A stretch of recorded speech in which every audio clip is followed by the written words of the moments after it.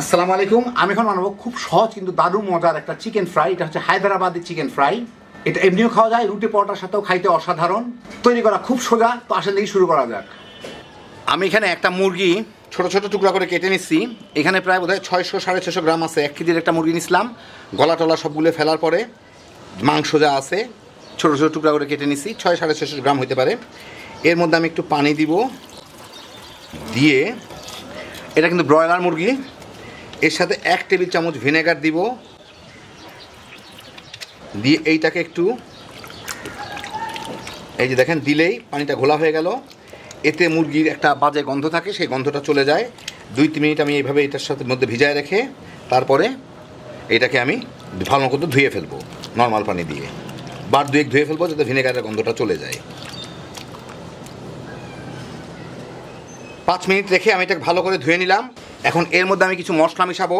এখানে দিচ্ছি আমি আধা চা চামচ হলুদের গুঁড়া, আধা চা চামচ জিরার গুঁড়া, আধা চা চামচ সফ বা মিষ্টি জিরা গুয়ামুড়ি এটার গুঁড়া, আধা চা চামচ গোলমরিচের গুঁড়া, 1 চা চামচ ধনিয়ার গুঁড়া, 1 চা চামচ থেকে একটু বেশি মরিচের গুঁড়া যার যার রুচি মতো, আর 1 চা চামচ গরম মশলার গুঁড়া,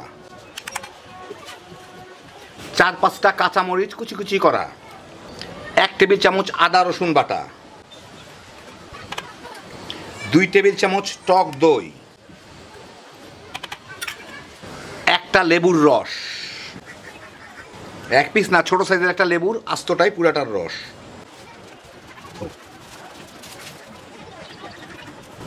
স্বাদ মতো লবণ।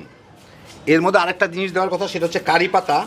তো কারি পাতা আমার কাছে নাই, যাদের কাছে আছে দিয়ে নিয়েন। হয়তো স্বাদ একটু 19-20 হবে, ফ্লেভারে তেমন আহামরি কিছু হবে না। যাই হোক, এখন এটাকে ভালো মতো আমি মেখে নিব।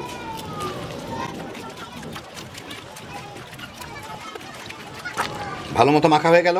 এখন এটাকে আমি আধা ঘন্টা রেখে দিব ম্যারিনেট করে। এর মধ্যে আমি আরেকটা জিনিস প্রিপেয়ার করবো, সেটা হচ্ছে পেঁয়াজের বেরেস্তা। আমি এখানে একটা কড়াইয়ে তেল গরম করে 1 কাপের মতো পেঁয়াজ পাতলা পাতলা করে কেটে নিচ্ছি। এগুলো দিয়ে আমার বেরেস্তা বানিয়ে নিতে হবে। এই কিছুক্ষণ ভাজলেই বেরেস্তা হয়ে যাবে।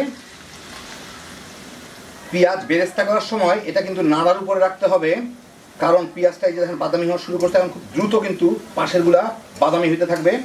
আর খুব নাড়ার উপর না রাখলে সব দিক সমানভাবে হবে না, আর জলদি সাইডেরগুলা পুড়ে যাবে। এই যে দেখেন আপনাদের চোখের সামনে দেখতে দেখতে দেখেন এটা বাদামি হয়ে গেছে। প্রায় কয়েক সেকেন্ডের মধ্যে এটা একদম বাদামি হয়ে যাবে, এবং আমি উঠানোর পরও এটা আরেকটু কালচে হয়ে যাবে। সেই জন্য একটু কম বাদামি থাকতে এটা উঠাইতে হবে আর কি। আপনি যেই কালার চান তার থেকে হালকা কালারে উঠাবেন, একটু পরে দেখবেন এটা নিজে নিজে পুড়ে ওই রকম বাদামি হয়ে গেছে।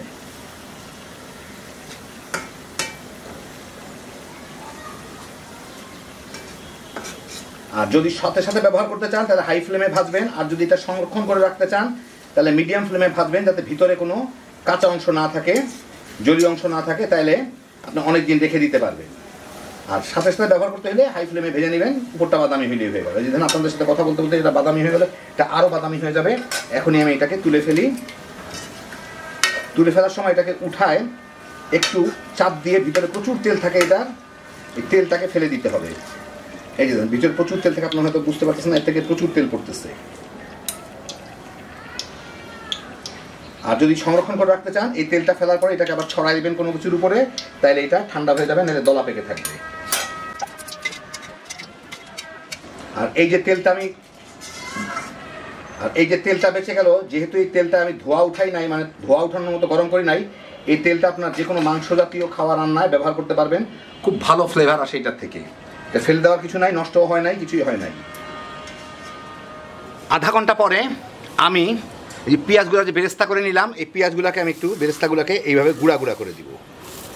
অল্প একটু হয়ে যাবে, এই যে দেখেন। এখন এই পেঁয়াজগুলোকে এই মুরগির সাথে দিয়ে আমি মেখে নিব, নিয়ে মুরগিটা আমি এখনই ভেজে ফেলবো।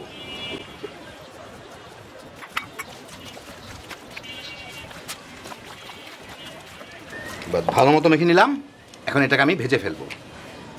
আমি একটা কড়াইয়ে 3 টেবিল চামচ তেল গরম করে, সেই একই তেল যেই তেলে আমি বেরেস্তা বানাইছি, এর মধ্যে আমি একটা এলাচি আমি ভেঙে নিছি এইভাবে, 2-3 টুকরা ছোট ছোট দারচিনি, 2টা লবঙ্গ আর একটা তেজপাতা, দিয়ে এই কয়েক সেকেন্ড নাড়াচাড়া করে নিব। এই 10-12 সেকেন্ড নাড়াচাড়া করেই এর মধ্যে আমি এই মুরগিগুলোকে দিয়ে দিব।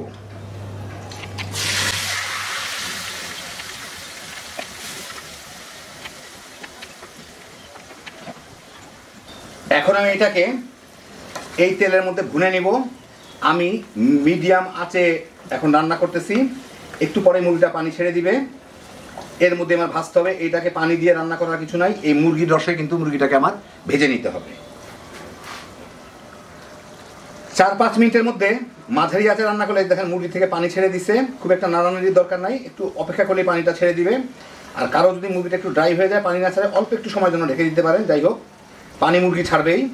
এখন এইটার মধ্যেই আমি এই আঁচে এভাবে ধীরে ধীরে এটাকে নেড়ে চেড়ে রান্না করে নেব। পানিটা শুকায় যেতে যেতে ব্রয়লার মুরগি তো এটাই সিদ্ধ হয়ে যাবে। খুব বেশি আঁচ দিয়ে লাভ নাই, তাড়াহুড়া করতে গেলে ভিতর দিকে হবে না। তো আস্তে আস্তে এই আঁচেই আমি করি, 10-15 মিনিটের মধ্যে ইনশাল্লাহ হয়ে যাবে। মাঝে মাঝে একটু নেড়ে তো দিবই, ঢাকা দরকার নেই, খোলা অবস্থায় রান্না করব। 4-5 মিনিটের মধ্যেই পানিগুলো দেখেন শুকায়, প্রায় উপরে তেল উঠে আসছে। এখনো মুরগিটা হইতে একটু সময় বাকি আছে। এখন আমি এই চুলার জালটাকে মিডিয়াম থেকে মিডিয়াম আর লোর মাঝামাঝি করে নিব। হালকা আঁচে ভেজে নিব যাতে পুড়ে না যায়, কিন্তু মুরগিটা ভাজা ভাজা হয়ে যায়। আর এই জল এই পানিটুকুর মধ্যেই যাতে মুরগিটা সিদ্ধ হয়ে যায়। তো প্রায় ঘন ঘন নাড়ার উপরে রাখতে হবে এটাকে। তো আমি লো আর মিডিয়াম আঁচে রেখে এটাকে সিদ্ধ করে নিব, ভাজা ভাজা করে নিব। আরও প্রায় 5 মিনিট এটাকে ভেজে, এখন দেখেন মশলাগুলো প্রায় মাখা মাখা হয়ে গেছে। এর মধ্যে আমি অর্ধেকটা বড় সাইজের পেঁয়াজ মোটা মোটা করে কাটা এগুলা দিয়ে দিব। এগুলা পরের দিকে দিলে খাইতে ভাল লাগে। পুরোপুরি মানে সিদ্ধ হবে কিন্তু একদম গলে যাবে না, তাহলে খুব মজা লাগে খাইতে। আর একটু ধনিয়া পাতা দিয়ে এখন এটার সাথে নেড়ে চেড়ে আরো 2-3 মিনিট ভেজে নিব। আরো প্রায় মিনিট 5 ভেজে দেখেন এখন এগুলা মশলা মাখা মাখা হয়ে গেছে। কেউ ইচ্ছা করলে এর থেকে বেশিও ভাজতে পারেন, কেউ কমও ভাজতে পারেন। রুটি পরোটার সাথে খাইতে গেলে এরকম ভাজাই ভালো, কারণ একটু ঝোল ঝোল মানে একটু নরম নরম থাকে। অথবা একদম শুকনা করে ফেলা যায়। তো আমি আর শুকনা করবো না, কারণ এতে কোনো কিছু নেই। এই তেলগুলো এমনি একটু কাজ করে রেখে দিলে সাইডে চলে আসবে। যে দেখেন এখন আমি এইগুলাকে চুলাটা বন্ধ করে একটু এইভাবে কাজ করে রেখে আপনাদের আমি বেড়ে দেখাচ্ছি। তাহলে তেলগুলো সব চলে আসবে পাশে। যতই দেখতেছেন সমস্ত তেলগুলো পাশে চলে আসবে এইভাবে।